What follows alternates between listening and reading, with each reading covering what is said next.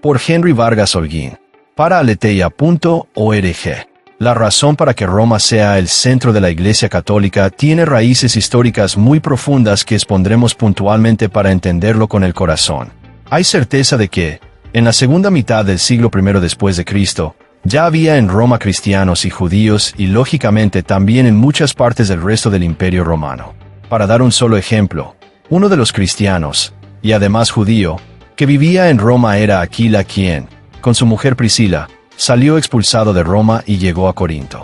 Y a pesar de que había en Roma una fuerte hostilidad contra los cristianos, allí existía una comunidad muy viva aún en la clandestinidad. Los apóstoles llegaron a Roma.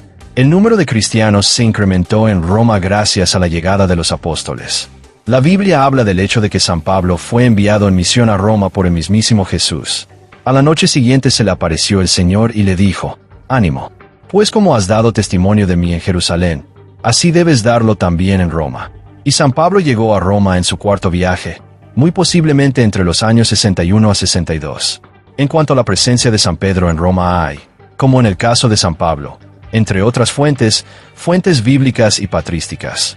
Hacia la década de los años 60, envían preso a San Pablo a Roma, desde donde escribe la carta a los colosenses. En esta carta, San Pablo menciona que San Marcos estaba con él. San Pedro escribe su carta desde el lugar donde estaba San Marcos, y sobre su ubicación, él se refiere a la llamada Babilonia. Los cristianos primitivos se referían a la Roma pagana simbólicamente como Babilonia. Os saluda la Iglesia, que está en Babilonia, elegida como vosotros, así como mi hijo Marcos. Otros testimonios escritos. Además de los textos bíblicos, hay también testimonios escritos que dejaron aquellos cristianos que estuvieron en contacto directo o indirecto con los apóstoles. Son testigos indiscutibles de la época. Y son precisamente ellos quienes unánimemente dan testimonio del ministerio de San Pedro en Roma y de su posterior muerte junto con San Pablo en la persecución de Nerón. Ellos murieron entre los años 65 y 67. El primado y Roma. La presencia de San Pedro en Roma consolidó, pues, la fe de los demás cristianos, gracias al primado que le había otorgado Cristo. ¿Qué quiere decir el primado? Que los otros obispos tienen que estar en comunión con el obispo de Roma, el Papa. Y en torno a él se fue consolidando la Iglesia en Roma, capital del Imperio Romano, y en consecuencia capital del mundo conocido allí. No es de extrañar por tanto que Roma también se convirtiera en la capital de la Iglesia. Desde allí se fue expandiendo a través de la historia por el resto del mundo, hasta hoy. Vayan por todo el mundo. Y ello obedeciendo a la invitación de Cristo a sus seguidores de ir por todo el mundo a predicar la buena nueva. Y es por esto que, después de Pentecostés, los apóstoles parten a conquistar el mundo. Y los apóstoles saliendo a misión, ¿con qué se encuentran?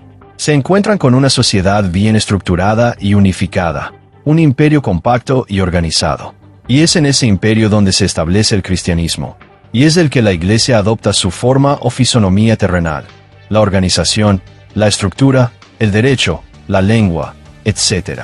Si el mundo occidental, en el origen del cristianismo, hubiera sido una multiplicidad de pueblos y gobiernos totalmente divergentes, autónomos y hasta antagónicos, la difusión del mensaje de Jesús a través de su Iglesia hubiera tenido más de un obstáculo.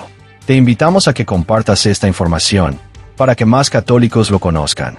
Dale me gusta, toca la campanita, suscríbete y que Dios los bendiga.